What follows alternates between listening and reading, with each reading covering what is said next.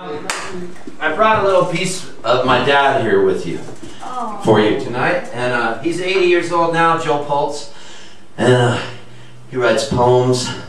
He writes them every day. He always emails me poems.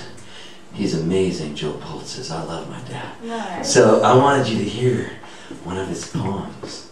I'm going to find it on his phone. And not only, I'm not going to read the poem, he's going to read it because he makes them on his computer on GarageBand and then emails me. Nice.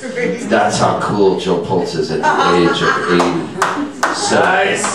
Here is a poem by Joe Poltz. And this poem is called, now I like to title this because my dad always talks about ghosts. And he's got a really neat voice, Joe Poltz. And my mom says the apple didn't fall far from the tree because he's a little weird. So, but my dad is a good guy, and he used to come up to me when I was a little kid, and he would say this to me every morning. If not every morning, every other morning. He'd look me right in the eyes and he'd go, "You can do anything." And then he'd walk away and he'd push my head like that.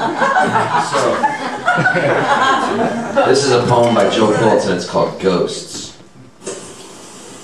Ghosts. Do I believe in ghosts? I certainly don't know. Do you believe in ghosts? Tell me if you do. I've heard so many stories going back through the ages. If we put them all together, they would fill 1 million pages. Has anyone ever proved beyond a shadow of a doubt that ghosts really do exist and are roaming all about? Some say there's another dimension where spirits seem to dwell. Perhaps that dimension is their punishment in hell. One day I thought I saw my dead brother sitting in a chair. It lasted but a split second. He was smiling at me there. Was it merely an apparition manufactured in my mind? Or was it supernatural, or nothing of the kind?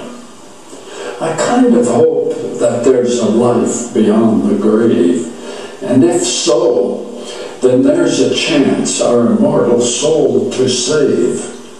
Someday we may become enlightened, and then we may find out what really happens when we die. What's it all about?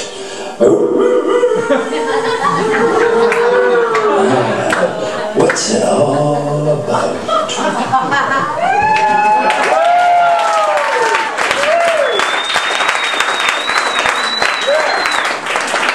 So, if you like these poems, my dad loves to get email. Okay. And he's on the computer, and he likes it if his poems get played at shows, and his email is jwpoltz@hotmail.com.